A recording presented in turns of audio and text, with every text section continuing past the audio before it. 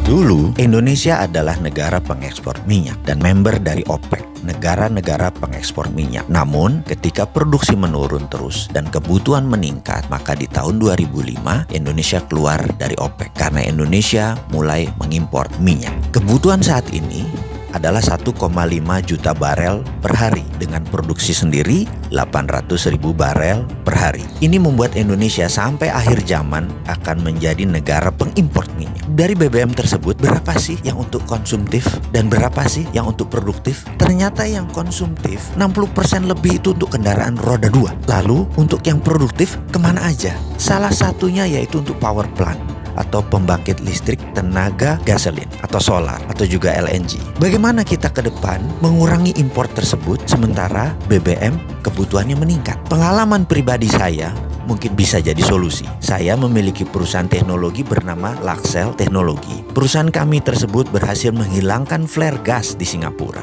Kami memiliki surat resmi dari pemerintah Singapura, dari Shell, dan dari Mobil Oil atas suksesnya menghilangkan 5 flare gas dan menjadi zero flaring. Dengan teknologi ini, bagaimana kalau kita membuat dua hal dengan satu tenaga? Kita menjadi negara pertama di dunia yang berhasil menghilangkan gas suar bakar atau flare gas, dan kedua adalah kita menjadi negara yang mendukung lingkungan hidup, yaitu fight global warming. Kita tahu bahwa saat ini ada lebih dari 700 mm SCFD flare gas dibakar setiap harinya di 8 provinsi di Indonesia, terbesar di wilayah Sumatera dan di Blok Cepu. Sekali lagi, flare tersebut dibuang percuma. Kalau dinilai dengan uang, maka nilai 700 mm FCFD itu adalah 5 triliun rupiah per tahun yang kita buang. Kedepan mengapa kita tidak memanfaatkan sampah ini? Flare gas tadi jugalah yang membuat Indonesia dalam statistik global warming lingkungan hidup dunia memberikan kontribusi penyebab panas bumi lebih dari 5%. Saya jamin dalam 5 tahun kalau diberi izin sebagai agregator flare gas tersebut, Indonesia akan menjadi negara pertama di dunia sebagai zero flaring country. Hasil dari flare gas tersebut berupa LNG. Di beberapa daerah terpencil sekalipun, izinkan kami jadi pasukan oranye yang akan membersihkan sampah flare gas itu semua.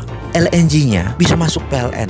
Energinya PLN kan masih kurang. LNG tersebut bisa PLN beli dengan harga murah dan distribusikan ke pembangkit listrik tenaga gas atau pembangkit listrik berbasis gasolin, biasanya juga dual combustion, bisa pakai gas, bisa pakai BBM. Ditambah lagi ada 18 power plant di Indonesia Timur yang pakai BBM yang bisa diganti gas. Untuk ini ada kelebihan yang lainnya. Pada saat regas gas LNG tadi ada dingin terbuang kira-kira minus 170 derajat Celcius yang bisa kita tangkap untuk dibuat cold storage untuk ikan. Cold storage tadi untuk meningkatkan hasil nelayan di mana energinya gratis. Tentunya cold storage tadi disiapkan oleh pemerintah. Hal itu semua akan mengurangi import gas 5 triliun per tahun. Juga PLN mendapatkan LNG. Apa syaratnya untuk itu semua? Cuma 2, yaitu PLN menerbitkan GSA, Gas Sales Agreement, dan negara kasih izin flare gas agregator. Semoga ide ini bermanfaat.